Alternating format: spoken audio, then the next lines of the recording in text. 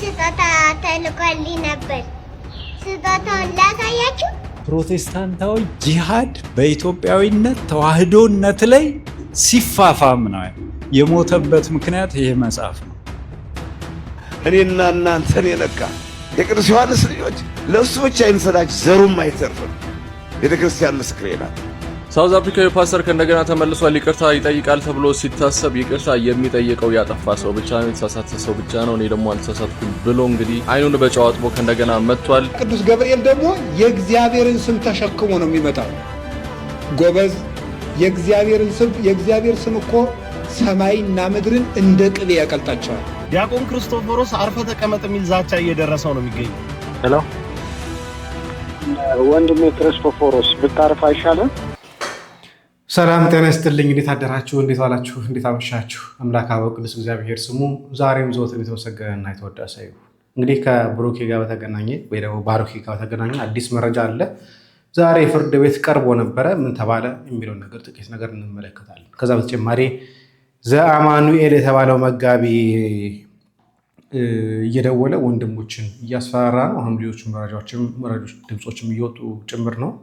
ትናንትና ማታ ጥሩ ውይይት አድርገናል። መምህራን በተገኙበት ጥሩ ሰፊ ሀሳቦችን አንስተናል። እኛም የድምፅ ማስረጃዎችን ለማቅረብ ሞክረን ነበረ።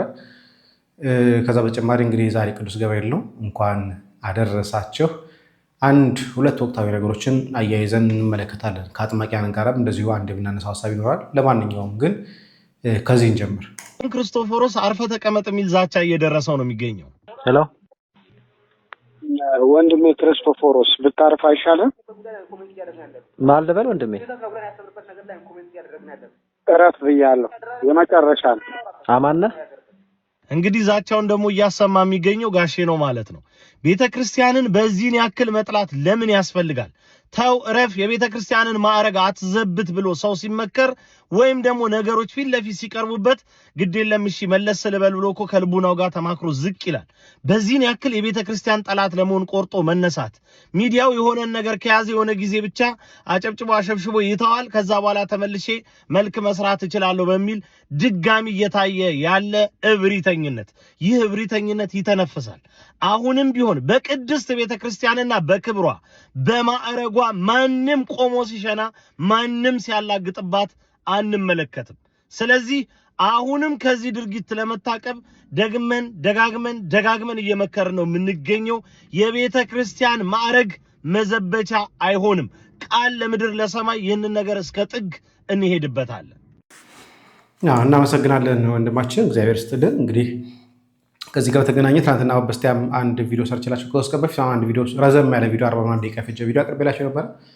እንግዲህ ሰው ይመለሳል፣ አጥፍቷል ይመለሳል ብለን በንስሐ ስንጠብቀው እሱ ንስሐ ከመግባት ይልቅ ሌላ ተጨማሪ ማዕረግን ፍለጋ ሄዷል። መጋቢ ሐዲስ ይባል የነበረው ተነስቶለት መጋቢ ሃይማኖት ሆኖ ተመልሶ መጥቷል። አንድ ቀን ወደ ምሕረት ላይ ተገኝቶ ማያውቅ፣ አንድ ቀን ቃል እግዚአብሔርን ሰብኮ ማያውቅ፣ አንድ ቀን የሃይማኖት እውቀት ሳያስጨብጣቸው ምእመኑ ሳያስጨብጥ መጋቢ ሃይማኖት ሆኖ መጥቷል። የሚያሳዝን ነገር ነው።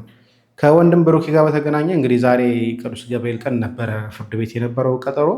ከዚህ ጋር በተገናኘ ወንድማችን ቴዶም ሀሳብ አንስቶ ነበረ። ታዲያ እሱን ሀሳብ ምንድን ነው? ፍርድ ቤቱ በ30 ሺህ ብር ዋስ እንዲፈታ ውሳኔ ሰጥቷል። ዛሬ ከባሩኬ ጋር በተገናኘ ኬዙን ካየ በኋላ ፍርድ ቤቱ በ30 ሺህ ብር ዋስ እንዲፈታ ወስኗል። እንግዲህ ያው ፍርድ ቤት ወሰነ ማለት ፖሊስን አንዳንዴ ላይለቅም ስለሚችል እግዚአብሔር አምላካችን አስፈትቶ በሰላም ወደ ቤቱ እንዲያገባው በሰላም ወደ ቤቱ እንዲደርስ እንዲሆንልን እግዚአብሔር አምላካችን ቅዱስ ፈቃዱ ይሁንልን። ሁሉም እንግዲህ ገና ልጅ ወልዶ ገና ልጁ ስሙ ያልጠገበ ወንድማችን ስለሆነ እግዚአብሔር እንግዲህ በቸርነት ወደ ቤቱ እንዲመልሰው ቅዱስ ፈቃዱ ይሁንልን።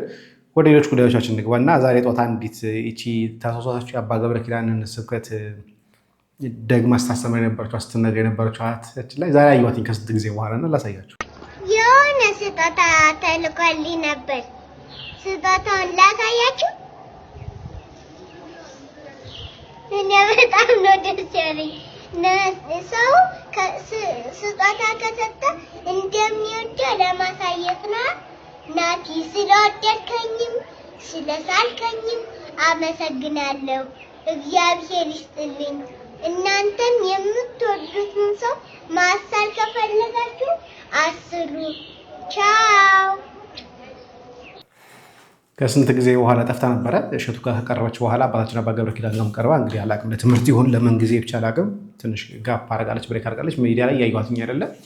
ለማንኛውም ጥሩ ነው። አባታችን ጥሩ ምክር መክሯታል ብዬ አስባለሁኝ። የሚገባትን ምክር ተመክራለች ብዬ አስባለሁኝ። የሆነ ሆኖ ግን ያው ዛሬ ስላየኋትኝ ከስንት ጊዜ በኋላ ደስ ስላለኝ ነው። ወደ አባታችን አባ ገብረ ኪዳን ጋር ልምጣ። ስለ ቅዱስ ገብርኤል ደግሞ የእግዚአብሔርን ስም ተሸክሞ ነው የሚመጣው። ጎበዝ፣ የእግዚአብሔር ስም እኮ ሰማይና ምድርን እንደ ቅቤ ያቀልጣቸዋል። ይሄን ስም ተሸክሞ ለሚመጣ መልእክተኛ አፈር ትቢያ ቢልሱለት ያንሰዋል እንጂ ይበዛበታል። ይሄን ስም ተሸክሞ ለሚመጣ ገብርኤል ይሄን ዞ ነው የሚመጣ። እሱ ሲመጣ ለዚህ ነው ምድር ትንቀጠቀጣለች። እምነገጹ ለመላክ በረሃት ምድር አይደል ያለ ቅዱስ ዮሐንስ። ከመላኩ ፊት የተነሳ ምድር አበራች ነው የሚለው ራዕየ ዮሐንስ ላይ። ከመላኩ ፊት የተነሳ ምድር አበራች። ጨለማ የሚፈራው ስም ነው ገብርኤል ማለት። እውነቴን ነው የምነግራችሁ፣ መላከ ብርሃን ነው። ወሶበሬ እግዚአብሔር ለሊሁ እግዚአብሔር ንጽሕናኪ ፈነወ መላኮ ብርሃናዊ ዘመጽሐቤኪ። እግዚአብሔር ንጽሕናሽን ቅድስናሽን ባየ ጊዜ ተርታ መላኪ አይደለ ባለሟል መላኩን ያልታወቀ መላኪ አይደለ ቅዱስ ገብርኤልን መላከ ጽልመት አይደለ መላከ ብርሃንን ቅዱስ ገብርኤልን ላከል ወደ አንቺ ላከ ነው ያለ አባ ሕርያቆስ። የቅዱስ ገብርኤል ስም ግርማ አለው። ሲመጣ እሳት ይፈራዋል። በሰለስቱ ደቂቅ በቂርቆስ ጊዜ እንዳየነው የተዘጋ ነገር ይከፍታል ቅዱስ ገብርኤል ሲመጣ። ዳንኤል ሱባኤ ገብቶ የሱባኤ ቁጥር ተገልጾለት ትርጉሙ ጠፍቶት ሲቸገር ቅዱስ ገብርኤል ከች አለ። ትንቢተ ዳንኤል ምዕራፍ 9 ላይ አለ። መጻይኩ ከመፈክር ለከ እስመ ብእስ የፍቶት አንተ፣ ምስጢር ሊተረጉሙልህ የምትገባ ነብይ ነህና ላንተ ልተረጉምልህ መጣ አለው። ሲመጣ ደግሞ እየበረረ መጣ ይለዋል። እናመሰግናለን። እንኳን ለገናናው መልአክ ለቅዱስ ገብርኤል ወርሃዊ በዓል በሰላምና በጤና አደረሳችሁ አደረሰን። በባለፈው ታስታውሳላችሁ ከንጥቀት ጋር በተገናኘ አንድ ሳውዝ አፍሪካዊ ፓስተር ልትነጠቁ ነው ብሎ ሰዎችን ንብረት ካሸጠ በኋላ ጫካ ውስጥ ካስጠበቀ በኋላ ድጋሚ በሌላ ቪዲዮ መጥቶ ተሳስቻለሁኝ ብሎ ነበር።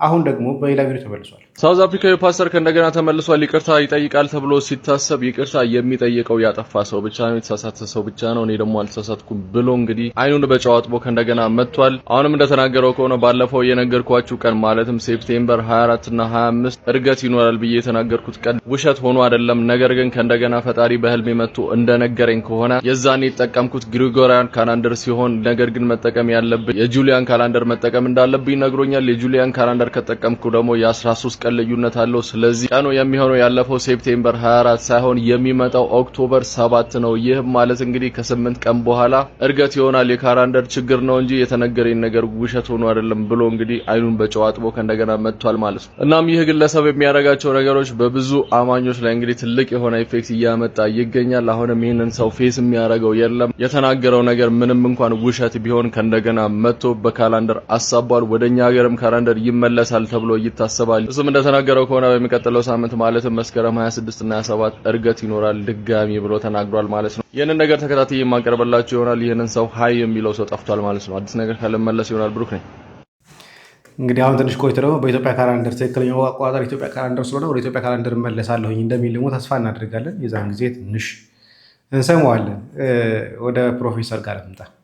ረዳት ፕሮፌሰር ሚዲያ ላይ ይወጣል አንድ ሰው ዋው ይሄማ በጣም ተምሯል፣ ይሄማ ታሪክ ያውቃል፣ ይሄማ ነገሮችን ተንትኗል፣ ከመስማት ባሻገር አናሊሲስ ደረጃ ላይ ደርሷል እንዲባል ምን ማድረግ ነው? መተቸት፣ መሳደብ፣ ማንቋሸሽ ወዘተ።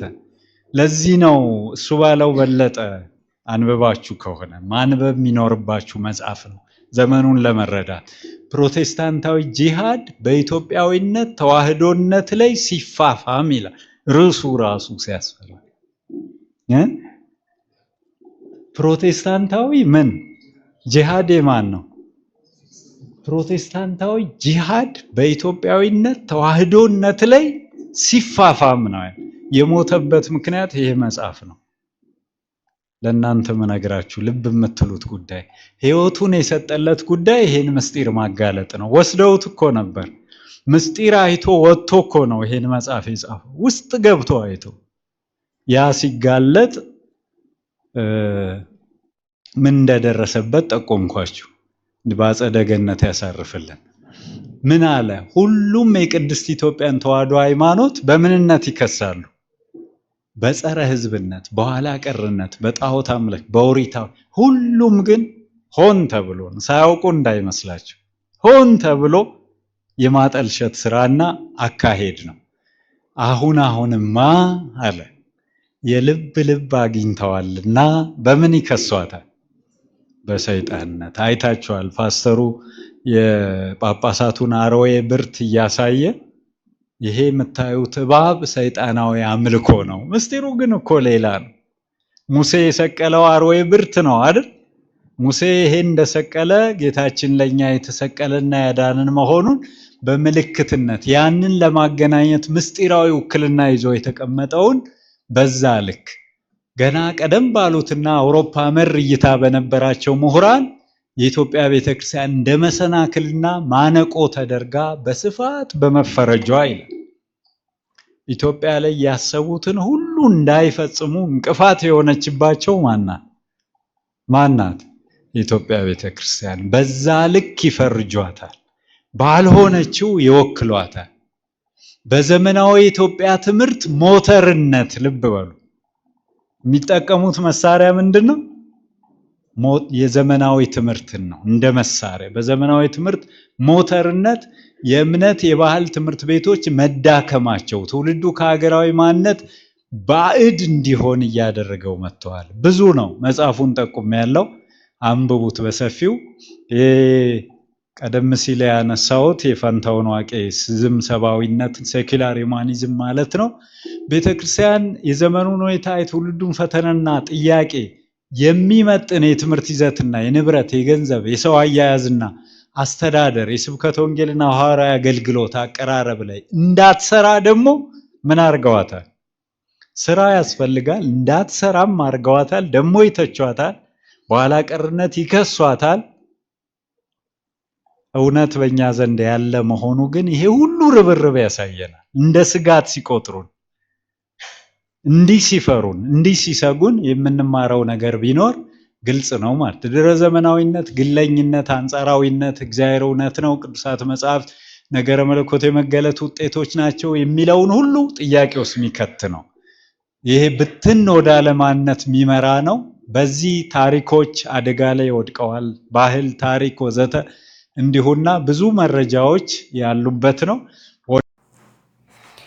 በነገራችን ላይ ቅድስት ቤተክርስቲያንን ለማጥፋት ሆን ተብሎ ነው እየተደረገ ያለው። ለመምህራችን ቃሉ ያሰማልን ለቀሲስ እግዚአብሔር ይስጥልን። በእውነት እንደውም ይሄን ሰሞን እንደውም ሳነበው የነበረው መጽሐፋቸው የሳቸውን ነበር። በጣም ግሩም መጽሐፍ ጽፈዋል። በነገራችን ላይ ምናልባት የማታውቁት ካላችሁ ሀገር ውስጥ ያላችሁ ሰዎች ይሄ መጽሐፍ አንብቡት። ይሄን ሰሞን በጣም እያነበብኩት የነበረ መጽሐፍ ነው። ደስ የሚል መጽሐፍ ነው።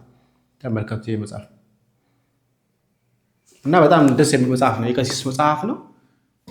መምህራችን ቀሲስ ዶክተር ግርማ ባቱ የሳቸው መጽሐፍ ነው። በጣም ድንቅ የሆነ መጽሐፍ ነው። አንብቡላችሁ ነው ለመናገር ጥሩ አድርገው ጽፈውታል።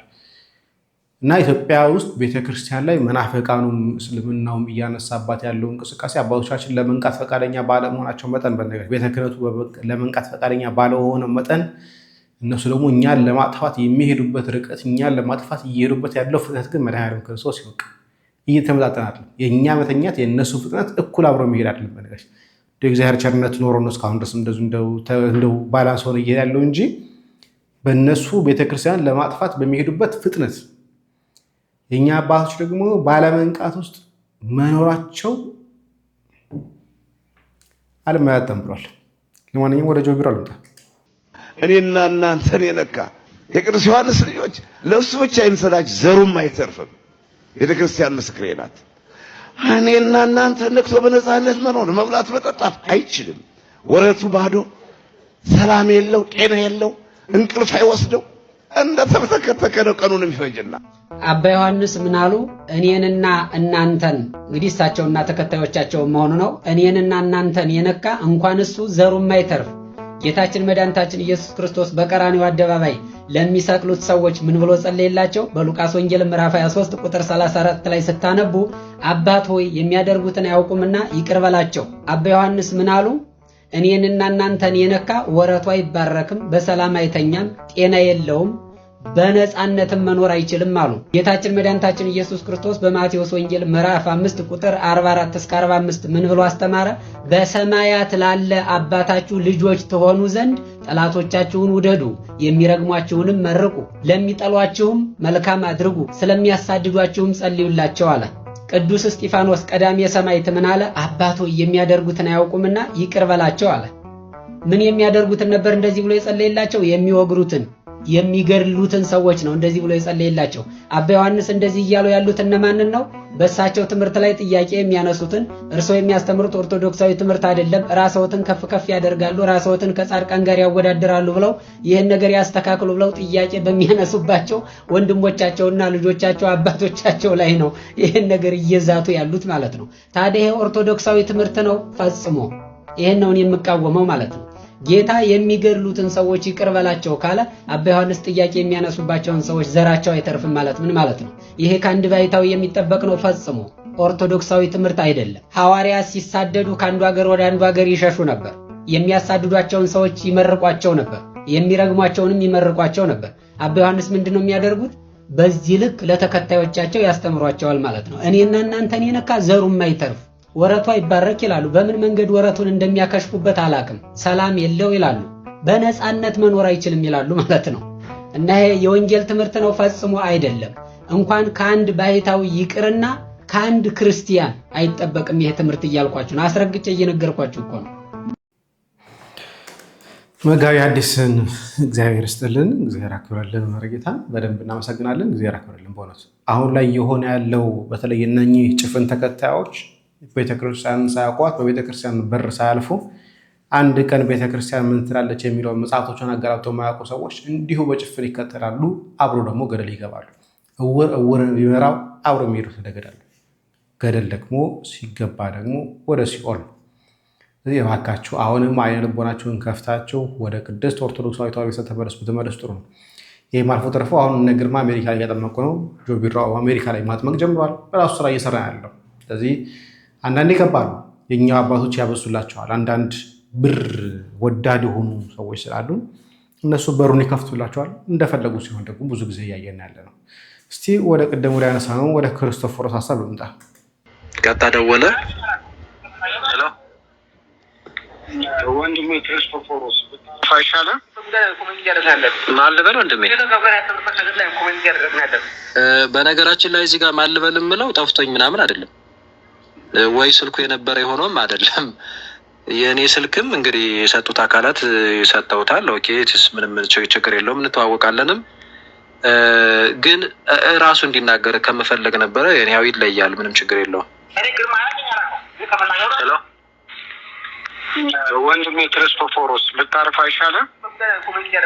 ማልበል ወንድሜ። እረፍ ብያለሁ፣ የመጨረሻ ነው። አማን ነህ? ያ አረፍ ብያለሁ፣ የመጨረሻ ነው አለ። እንግዲህ ያን ዕለት አማን ነው ወይ ስለው ዘጋ ማለት ነው። እና እንደዘጋ እንግዲህ እንደገና ደግሞ መልሼ ደውላለሁ። አማን እንዴት አለ ወንድሜ? እየዛትክብኝ ነው? በቤተክርስቲያን ጉዳይ ስትወሰልት ነው ያዝኩህ። ሌባና ወንበሬን ማንንም ነው የማልመረው። ምን እየዛትክብኝ ነው? እየዛትክብኝ ነው? እየዛትክብኝ ነው? ያ ምክንያቱም አሁን እዚህ ጋር ለምንድን ነው ዝም ያለው? በአንድ በኩል ነቄ ለመሆን ይሞክራል፣ በአንድ በኩል ደግሞ ሞኝ ነው እና ሪከርድ ሊደረግ እንደሚችል ስለገባው ይሄ መጨረሻ ነው፣ በአካልም ተገናኝተን አናውቅም፣ እንደዚህም አይደለም እንደዛ፣ ስለዛ ብታርፍ ይሻልሃል ነው ያለው። እና እኔ ደግሞ አይ እኔ እንደው ይቅርታ አድርግልኝና ለሌባና ለወንበዴ ቤተክርስቲያን ጉዳይ መተውብኝ ምንም አይነት ዛቻና መስፈራሪያ የሚያቆመኝ አይነት ሰው አይደለሁም አይነት የሚል ምላሽ ነበር የሰጠሁት በወቅቱና እንግዲህ እሱ የፈለገውን አይነት አካሄድ ይሄድ፣ ምንም ችግር የለውም። ቤተክርስቲያን ግን እውነት ለመናገር ታሳዝናለች። አባት እንደሌላት ልጆችም እንደሌሏት በዚህ ልክ አይኑን አፍጦ ጥርሱን አግጦ ወንበዴያዊ በሆነ አካሄድ ለአንዳንዶቹ እዚህ ማህበራዊ ሚዲያ ላይ ገንዘብ እስከ መክፈል ድረስ ነው የሚደርሰው ይባላል። እና እንግዲህ በአትሊስት የምንሰማውን ጭምጭምታ ነው። መሬት ላይም ባለው እንዲህ አይነት አካሄዶች እንዳሉ ይሰማል ዞሮ ዞሮ። እና በዚህ ልክ እንግዲህ እየሄደ ያለ ሰው በጊዜ ባክህን ተመለስ፣ አሁንም ወደ ራስህ ተመለስ። በዛም በዚህም የሰበሰብከው ገንዘብ እንትን አይልህም፣ ዝናውም የትም በቃ እንዲሁ ይቀራል። የበደልካትን እህት ካሳት፣ የበደልካትን ቤተክርስቲያን ካሳት ከመቼውም ጊዜ በላይ ደግሞ እና ወደ ቀልብ ተመለስ፣ ንስሐ ግባ። ዲያቆን አይደለህም? አስቀምጥ፣ የምታደርገውን ነገር አስቀምጥ። ትክክል አይደለም። በቤተክርስቲያን መሸቀሉ ይብቃ ከዚህ በኋላ። በቃ ምንድነው እስቲ የጎደለብህ ነገር ምንድነው? እሱም ይናገራል። በነገራችን ላይ ምንድነው የጎደለብህ ነገር? ምንድነው ያጣኸው? ሁሉንም ነገር ቤተክርስቲያን ሰጥታለች። እረፍ ነው ያለው አይደል? ከዚህ የተለየ ነገር ብለናል። እና ቤተክርስቲያንን ግን በአደባባይ ለምን በዚህ ልክ በያማንያን ዘንድ ሳይቀር እንድትሰደብ ለምን አደረካት ነው ያለው። እንደዛ እኮ ነው ያለው። እና ንስሐ ግባ እባክህን። እና በአደባባይ ነው ይህንን ጉዳይ ያደረከው። በአደባባይ ናና ማጥራት ያለብህን ነገር አጥራ ነው ያለው። ዛሬም እያልን ያለ ነው። በዚህ አጋጣሚ ከስርም እየሰማ ነው። ብዙ አካውንት ነው ያለው እና በዋናው አካውንት ባታዩት በሌሎች አካውንቶች ገብቶ ይሰማል። አሁንም ቢሆን መምጣት ነው የሚያዋጣው ወንድም አለም እንጂ የሆነ ጊዜ ገሌ ላይ የሆነ ጊዜ ለከዛዛቻ ከዛ ምንም አታመጣም። ምንም ነው የምልህ። ምንም አይ ነው እንዲህ አይነት የወንብድና ስራዎች እኔ ሲጀመር ልንገርህ በእግዚአብሔር እንኳን የምታምን አይመስለኝም። እኔ ስገባበት ይሄንን አምኜ ነው። በእግዚአብሔር ደግሞ የማያምን ሰው ምን ሊያደርግ እንደሚችል አንተን በማየት እኮ መማር ይቻላል። እዛ የምታደርገውን በሙሉ ድራማ ማለት ነው። በነገራችን ላይ እግዚአብሔር መንፈስ ቅዱስ የተለያቸው ሰዎች እንዲህ ነው የሚያደርጉት። ለእናንተ ዲያቆን ናቸው፣ ግን ሰይጣን ናቸው። ሪሊ ሰይጣን ናቸው ማለት ግብራቸው ነው ብላችሁ ለእናንተ እንደዚህ የሚያገለድሙ መጋቢ ሐዲስ ምናምን ናቸው። ሪሊ ግን ህይወታቸው ግን በቃ ሌላ ነው ማለት ነው።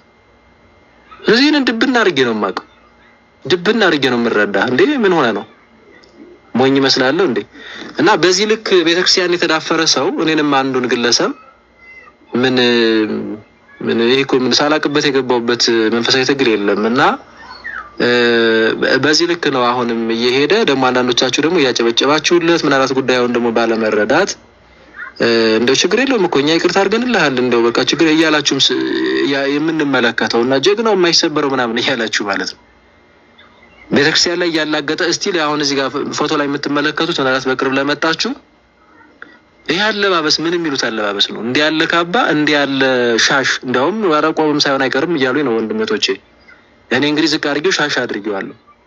እዛ ልብሰ ተክህኖ ከነመጾር መስቀሉ የምን የዲያቆናት ግን ዲያቆን ነው ወይ? አይደለም።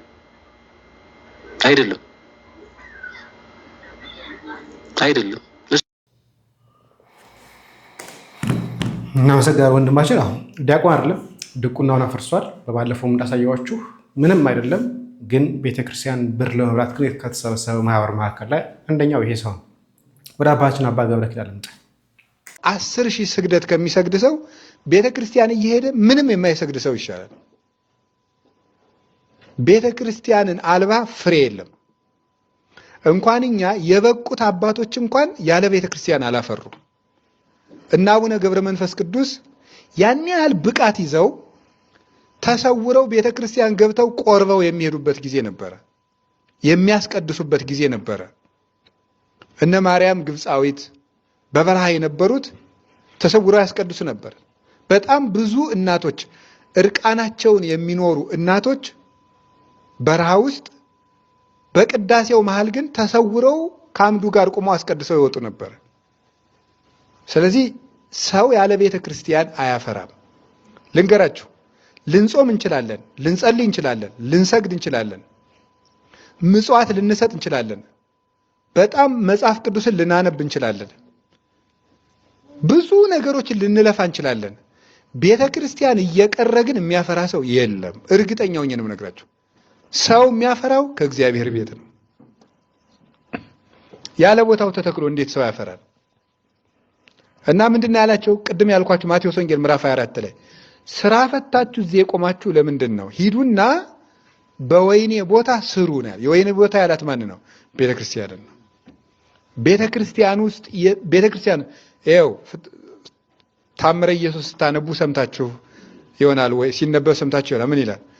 እቤት ውስጥ ከሚደረግ 10 ጸሎት ቤተክርስቲያን ውስጥ የሚደረስ አንድ ጸሎት ይበልጣል። እቤት ውስጥ ከምናደርገው 10 ጸሎት ቤተክርስቲያን የምትደረግ አንዲቱ ትበልጣለች። እቤቱ ሆኖ የሚጸልይ ሰው እግዚአብሔር ምንም እንኳን በዓለሙ ሁሉ የሞላ ቢሆንም እቤቱ ሆኖ የሚጸልይ ሰው ለንጉሱ በመልእክተኛ ሐሳቡን የሚልክ ሰው ይመስላል። ቤተክርስቲያን ገብቶ የሚጸልይ ሰው ግን ንጉሱን በመንበሩ ፊት ለፊት ቀርቦ ጉዳዩን የሚያስረዳ ሰው ይመስላል። ቤተክርስቲያን የእግዚአብሔር የንጉሱ ቤት ናት። ቅዱስ ጳውሎስ አንደኛ ጢሞቴዎስ ምዕራፍ 3 ላይ ሲናገር ቤተክርስቲያን ሲናገር ወእዝዘከ ከመ ታስተራት አምዳ ወደዳ ለጽድቅ ቤቱ ለእግዚአብሔር ሕያው እኔ እስከምመጣ ድረስ የቤተክርስቲያንን ነገር ታከናውን ዘንድ አዝሃለሁ አለው ጢሞቴዎስን። ይችም ቤት የእውነት መሰረት የሕያው እግዚአብሔር ቤት ናት ይላል። የእውነት መሰረት የሕያው እግዚአብሔር ቤት ናት። ስለዚህ እግዚአብሔር ቤተሰቦች አሁን ቤተክርስቲያን ውስጥ በሄድን ጊዜ ከንጉሱ ጋር ፊት ለፊት ነው የምንነጋገረው የምንቆመው።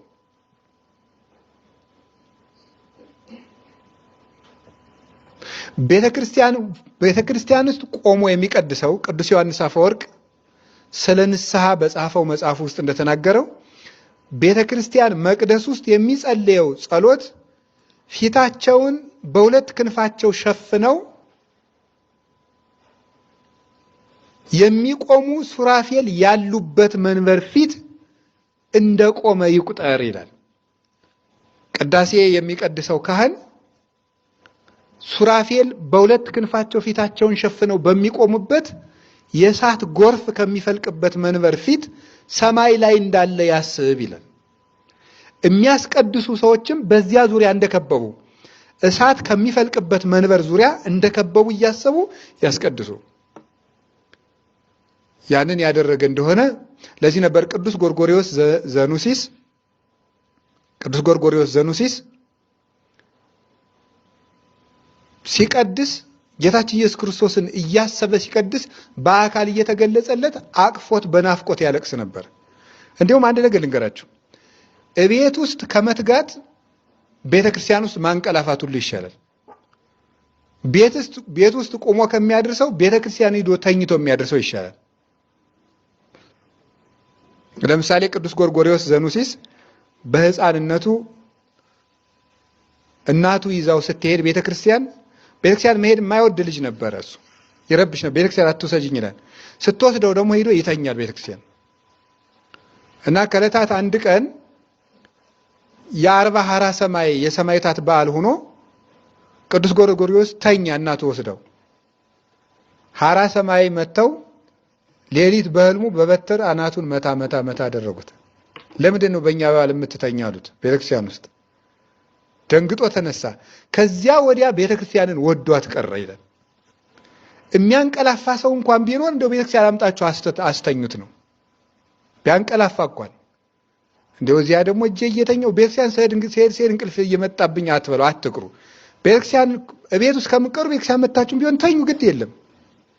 የእግዚአብሔር ቤት ስለሆነች ማለት የአባታችን ቤት ስለሆነ ደግሞ የምንስተካከልበት ሜዳ እንጂ ፍጹማን ሆነን የተሰበሰብንበት አይደለም። እንደዛ ቢሆን ኑሮ ቤተክርስቲያን ውስጥ ጸሎተ ንስሐ መድገም ባላስፈለገ፣ ፍታት ዘወልድ መድገም ባላስፈለገ ነው።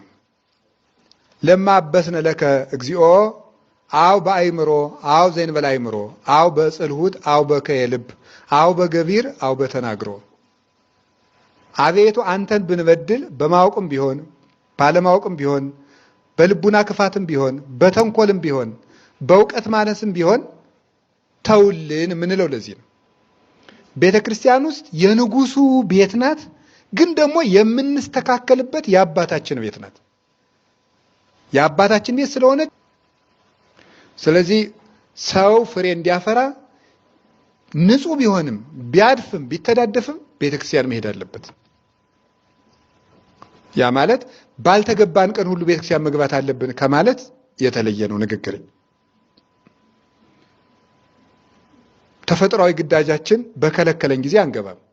ግን በውጭም ቁመን ቢሆን መጸለይ አለብን። በውጭም ቁመን ቢሆን መጸለይ። እግዚአብሔር ይስጥልን ለአባታችን ለሊቀ ሊቃውንት አባ ገብረ ኪዳን። እግዚአብሔር አምላካችን ረጅም ዕድሜ ከጤና ጋር ይስጥልን ያደልልን። ከጉባኤ ቤቱ አያጥፋው፣ ጉባኤ ቤቱ ያስፋልውን እንላለን። የዛሬ ዝግጅቴ ከሞላ ጎደል ሊህል ይመስል ነበር። ምናልባት አዲስ መረጃ የሚኖር ከሆነ ወይ ደግሞ ወቅታዊ ነገሮች የሚኖሩ ከሆነ ተመልሼ እመጣለሁ። ሰላም እግዚአብሔር ከእናንተ ጋር ይሁን። ቸር ቆዩ።